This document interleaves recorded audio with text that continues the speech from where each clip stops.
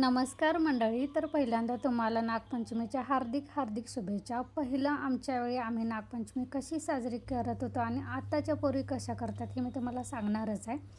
त्याच्या अगोदर इथं मी ही शोची झाडं परत कसले चाफ्याची वगैरे मी ती नर्सरीतून वगैरे मावशीकडून आणून लावलेले. ती थोडीशी मोठी झालेले आहेत, पण त्याच्यामध्ये मी चवळा, जगदाळा, दोडक्याचं असं पण बी टोकनलेलं आहे. पण ते वेल चढायला जागा नाही आहे, त्यामुळे ह्या झाडांनाच असं गुंता लागले.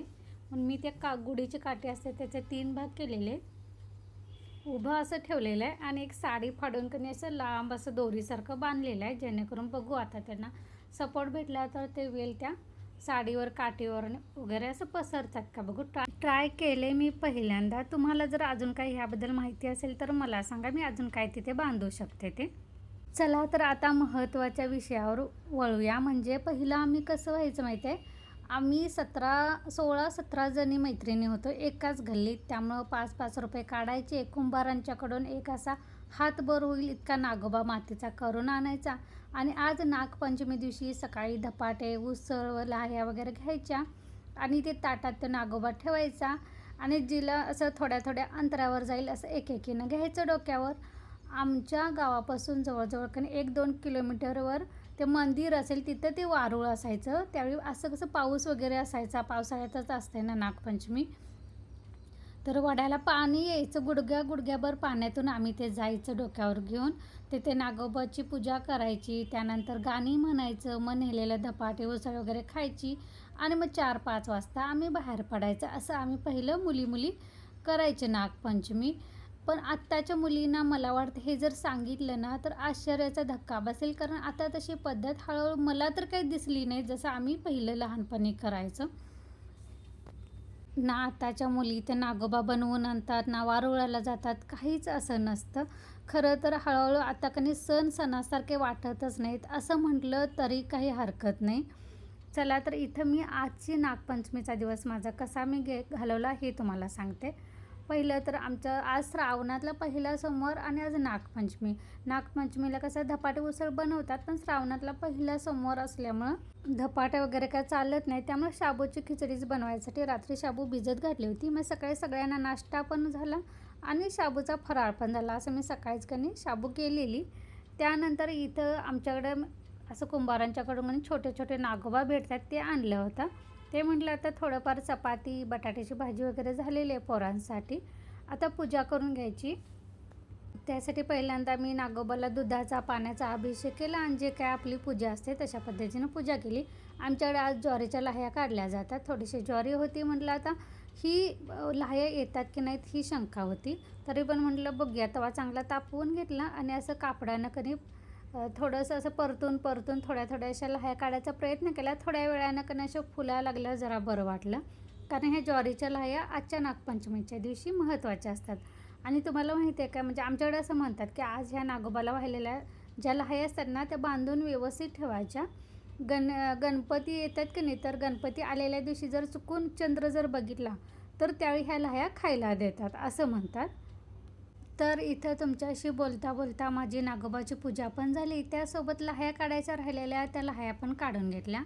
त्यानंतर त्या वाटीतच काढल्या आणि नागोबाला वाहिलं. त्यानंतर तिथंच वाटीत दूध एका बाजूला आणि एका बाजूला लाह्या ठेवल्या. कापूर लावून धुपारती वगैरे करून घेतली आणि कालची पूजा थोडीशी काढली होती, त्याचं साहित्य मला भरायचं होतं. पण इथं माझ्याकडे गोड असे तिळगुळ मोठे होते.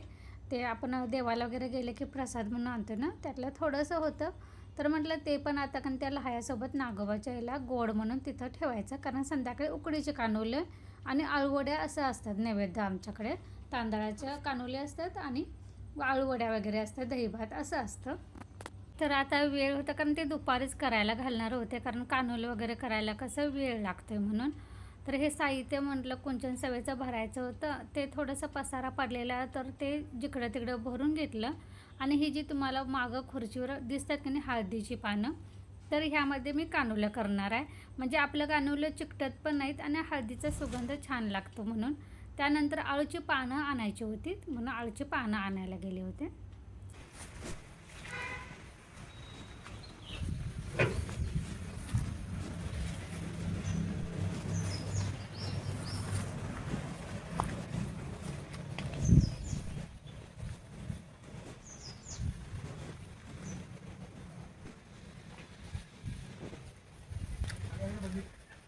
हां.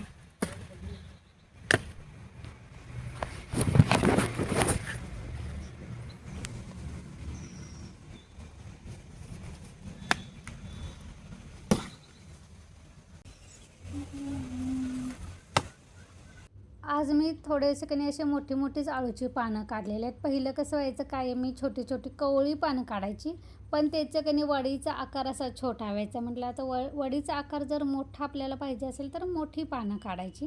तर पानं वगैरे काढून आणून ठेवलेली आहेत. आता थोडंसं मला बाहेर जायचं होतं. हे बघा, हे रस्त्यावर आज की नाही आमच्याकडे कसं इतर वेळी रहदारी असतेच, पण रविवारचं अमावस्येचं वगैरे असतं, कारण बाळूमामाला जायला बाहेरून लोक येतात. त्यासोबत आज सोमवार असून पण रहदारी आहे, कारण आज आमच्याकडे नागपंचमीला वाघापूरला पण जातात. खूप लांबून लांबून असं भाविक येतात आणि इतकी प्रचंड गर्दी असते दिवसभर. मी काय संध्याकाळचं जाते तरी पण गर्दी असते.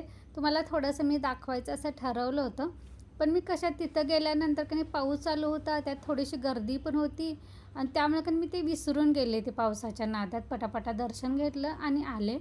तर इथं की नाही माझं थोडंसं बाहेर जायचं होतं, त्यामुळे तुम्हाला मी ते रोड दाखवलेला आहे माझा. बाहेर जाऊन आली, त्यानंतर लगेचच की नाही 2-2:30 वाजले असेल. म्हटलं आता लगेचच कानोलं वगैरे करून घ्यायचं, त्यामुळे कानोल्याची वगैरे तयारी केली. पहिल्यांदा मी अळूवड्या वगैरे लावून घेतल्या. अळूवड्या मी कशा बनवलेल्या आहेत ह्याचा मी सकाळी शॉर्ट व्हिडिओ टाकलेला आहे, तुम्ही बघा. अगदी पटकन होणाऱ्या पण अगदी चवीला भन्नाट अशा अळूवड्या होतात. तर पहिल्यांदा अळूवड्यांचा घाणा घेतला, त्यानंतर इथे मी कानोलं वगैरे करून घेतले. कानोल्याचे मला 2 घाणे करायला लागले, थोडं थोडंसं उकडून घ्यावं लागलं. तोपर्यंत इकडे वड्या गार झाल्यानंतर वड्या वगैरे मी तीळ आणि कढीपत्ता घालून फोडणीला टाकलेला आहे. हे माझा पहिला घाणा झालेला आहे उकडीचा. तुम्हाला माझ्या पद्धतीने उकडीचे कानोले आणि वड्या कशा वाटल्या सांगा. इथं नैवेद्य वगैरे घालून ठेवलेला आहे. आणि तुम्हाला जर माझा व्लॉग आवडला असेल तर सबस्क्राईब करून लाईक करा. सबस्क्राईब केल्यानं काय होणार, माझा इथून पुढचे जे व्हिडिओ येतात त्याचं नोटिफिकेशन तुम्हाला भेटत जाईल. चला, मी थोडंसं कणी असं काढून दाखवते. हळदीची पानं आहे बघा, शिजल्यानंतर कलर बदलतं आणि इतकं छान लागतात आणि चिकटत नाहीत, मेन म्हणजे चाळणीला वगैरे. म्हणून अशा पद्धतीने एकदा कणी ट्राय करून बघा.